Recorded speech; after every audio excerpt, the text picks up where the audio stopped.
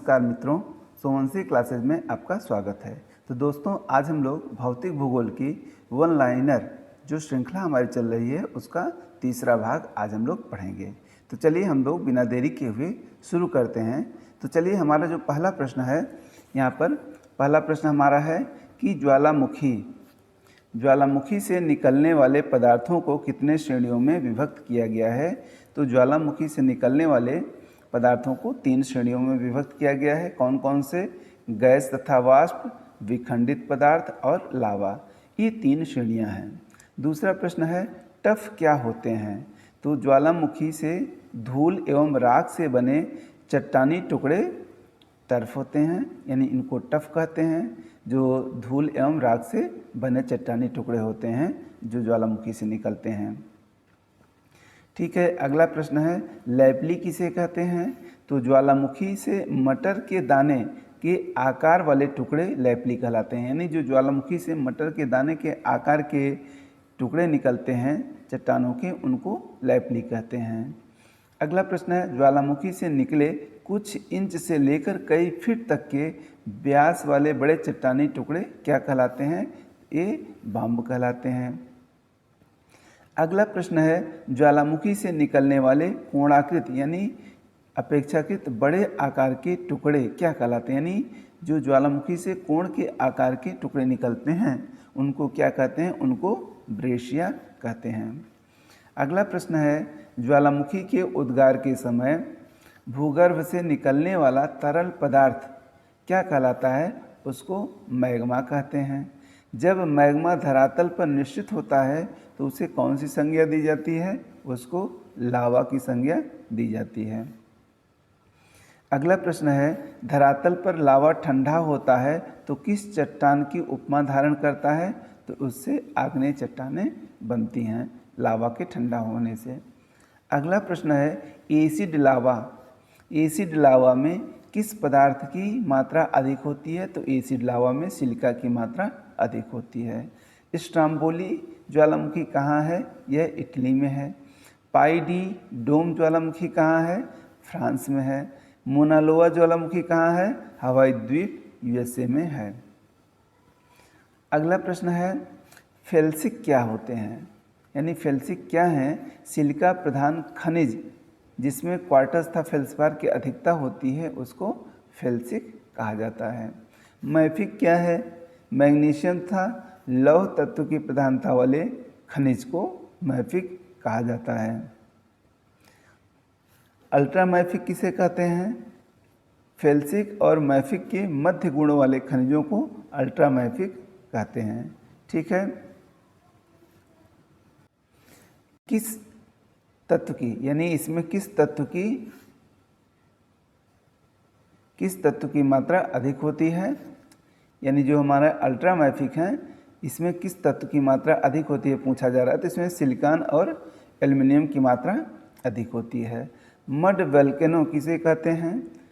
इसमें भू उत्सर्जित गैसों और कीचड़नुमा गाद जैसे तरल पदार्थों का उत्सर्जन होता है, यानी कीचड़ युक्त जो गाद होते हैं मड वोल्केनो से उत्सर्जित होते हैं। मड वोल्केनो भारत में कहाँ पाए जाते हैं। यह अंडमान समूह के बाराटांग नामक द्वीप में पाए जाते हैं। ठीक है, अगला प्रश्न है हमारा, विश्व का सबसे बड़ा मड वोल्केनो कहाँ है। यह लूसी इंडोनेशिया में है। काल्डेरा किसे कहते हैं। जब धंसाव या अन्य कारण से ज्वालामुखी का विस्तार अधिक हो जाता है तो उसे काल्डेरा कहते हैं। भारत का एकमात्र सक्रिय ज्वालामुखी कहाँ है। यह अंडमान निकोबार द्वीप समूह के बैरन द्वीप में है। ठीक है, अब हम लोग विश्व के कुछ प्रमुख सक्रिय ज्वालामुखी के बारे में पढ़ लेते हैं। तो जो किलायु है यह संसार का सबसे सक्रिय ज्वालामुखी है। कहाँ पर है, हवाई द्वीप यूएसए में है। लांगिला एवं बागाना कहाँ पर है, पापुआ न्यूगिनी में। समेरू, जावा, मेरापी, दुकानो, ये सब ज्वालामुखी कहाँ पर है, इंडोनेशिया में है। यासुर ज्वालामुखी कहाँ है, वनुआतू में है।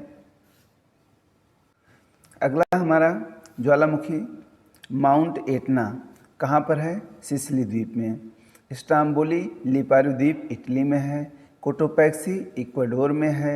मौना लोआ हवाई द्वीप यूएसए में है। ओजोस डेल सलाडो ये कहाँ पर है? अर्जेंटीना चिली सीमा पर है। अर्जेंटीना चिली सीमा पर कौन सा ज्वालामुखी है? Ojos del Salado. Mount Erebus कहाँ पर है? अंटार्कटिका के रास द्वीप पर स्थित है। पिटन डी ला फोर्नेस ये कहाँ पर है? हिंद महासागर के रियूनियन द्वीप में। ठीक है। और हमारा है अगला न्यामुरा गिरा। न्यामुरा गिरा कहाँ पर है? कांगो गणराज्य यानी बिरुंगा पर्वत पर है। ठीक है। अब कुछ प्रमुख प्रसुप्त ज्वालामुखी हम लोग देख लेते हैं। विसुवियस कहाँ पर है? Italy. Fujiyama Japan. Krakatoa Indonesia. Narcondam द्वीप में अंडमान निकोबार का। ठीक है।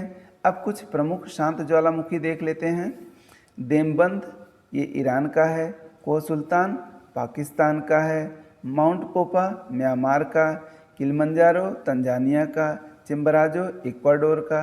एकांकागुआ एंडीज पर्वत श्रेणी का। तो ये कुछ हमारे शांत ज्वालामुखी रहे। ठीक है।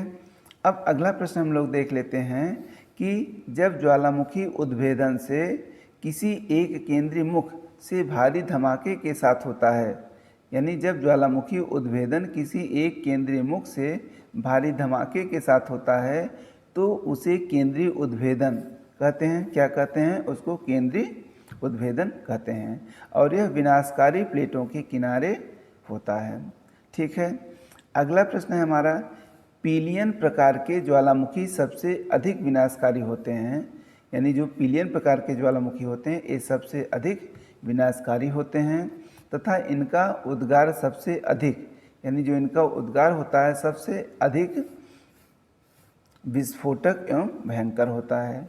इसके उदाहरण हैं पीली ज्वालामुखी पश्चिमी द्वीप समूह के मार्टिन द्वीप का, क्राकाटोआ ज्वालामुखी तथा माउंट ताल, ये सब पीलियन प्रकार के ज्वालामुखी के उदाहरण हैं। अगला पॉइंट है हमारा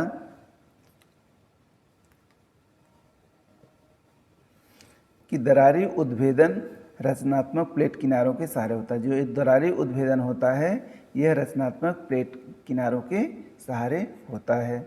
विश्व स्तर पर अधिकांश सक्रिय ज्वालामुखी प्लेट की सीमाओं के साथ संबंधित है। यानी विश्व स्तर पर जो अधिकांश सक्रिय ज्वालामुखी हैं ये प्लेट की सीमाओं से संबंधित हैं। लगभग 15% ज्वालामुखी रचनात्मक प्लेट किनारों के सहारे और 80% विनाशी प्लेट किनारों के सहारे पाए जाते हैं। तो आप इसको याद रखिए, ये इम्पॉर्टेंट पॉइंट है। अगला है ज्वालामुखी से सबसे अधिक कौन सी गैस निकलती है? तो ज्वालामुखी से सबसे अधिक जलवाष्प निकलती है। रचनात्मक प्लेट किनारों के अर्थात महासागरीय अपसरण मंडल का लावा बेसाल्ट मैग्मा से निकलता है। यह किस समूह का द्योतक है? तो यह मैफिक लावा का द्योतक है। किसका द्योतक है? मैफिक लावा का। अगला हमारा पॉइंट है मैफिक लावा में किस तत्व की प्रधानता होती है? तो इसमें मैग्नीशियम और लौह अंश की प्रधानता होती है।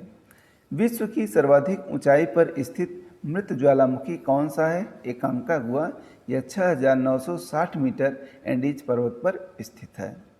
पृथ्वी का सबसे बड़ा ज्वालामुखी का दर्जा किसे प्रदान किया गया है? मौना लोआ हवाई द्वीप यूएसए में है। यह पृथ्वी का सबसे बड़ा ज्वालामुखी का दर्जा प्राप्त है। सौरमंडल का ज्ञात सबसे बड़ा ज्वालामुखी कौन सा है? ओलंपस मोन्स जो मंगल ग्रह पर है। येलोस्टोन नेशनल पार्क कहाँ पर है? यह यूएसए में है। जावा तथा सुमात्रा के मध्य स्थित सुंडा जलडमरू मध्य में कौन सा विनाशकारी ज्वालामुखी स्थित है? यह है क्राकाटोआ। यह कहाँ पर है? जावा तथा सुमात्रा के मध्य स्थित सुंडा जलडमरू में। ठीक है। अगला प्रश्न है संसार का सबसे सक्रिय ज्वालामुखी कौन सा है? यह है क्रमशः किलायू, माउंट एटना एवं पिटनडिला फोर्नेस।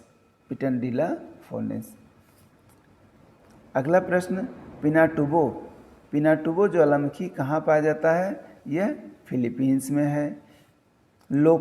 लोपोलियल पर्वत का सर्वोत्तम उदाहरण कौन सा है? हेनरी पर्वत। किस ज्वालामुखी के विस्फोट से पोम्पियाई, पाम्पर, हरक्यूलियन और स्टेबी नगर पूर्णतः नष्ट हो गए थे विसुवियस जो इटली में है इसके विस्फोट से।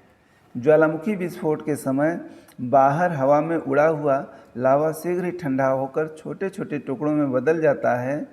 उक्त टुकड़ों को कौन सी संज्ञा प्रदान की गई है? इनको सिंडर की उपमा प्रदान की गई है। ठीक है, अगला प्रश्न है गर्म स्थल संकल्पना के प्रतिपादक कौन थे? जेसन मार्गन एवं टूजो विल्सन यूएसए के थे। विश्व के अधिकांश उच्चतम अधिक सुडौल तथा बड़े बड़े ज्वालामुखी पर्वत किस प्रकार के शंकु का निर्माण करते हैं? कंपोजिट शंकु का निर्माण करते हैं। अगला प्रश्न है ज्वालामुखी क्रेटर में वर्षा जल एकत्र होने से क्रेटर झील का निर्माण होता है। ऐसी झीलों के 3 प्रमुख उदाहरण बताइए। जैसे लोनार झील महाराष्ट्र में है, टिटिकाका दक्षिण अमेरिका में है और विक्टोरिया अफ्रीका में है। लावा पठार तथा लावा मैदान का निर्माण कैसे होता है? ज्वालामुखी के दरार उद्गार के फलस्वरूप लावा के धरातली प्रवाह के लगातार जमाव से। अगला प्रश्न है किन महाद्वीपों में गेजर नहीं पाए जाते हैं? दक्षिण अमेरिका तथा अफ्रीका में, केवल ओजोर्स के अलावा। तो इस तरह से हमको याद रखना है कि जो दक्षिण अमेरिका है और अफ्रीका यहाँ पर कोई भी गेजर नहीं पाया जाता है।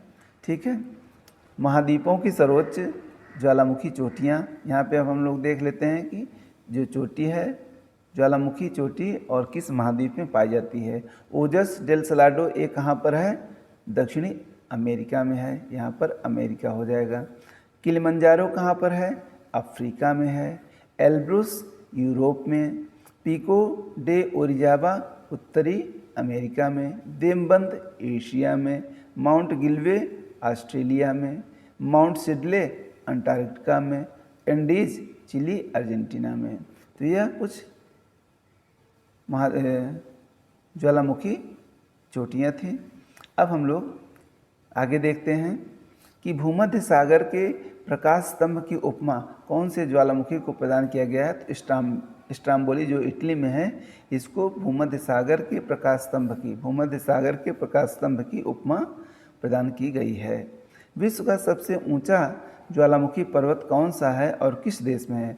कोटोपैक्सी है, यह इक्वाडोर में है। किस महाद्वीप में एक भी ज्वालामुखी नहीं है?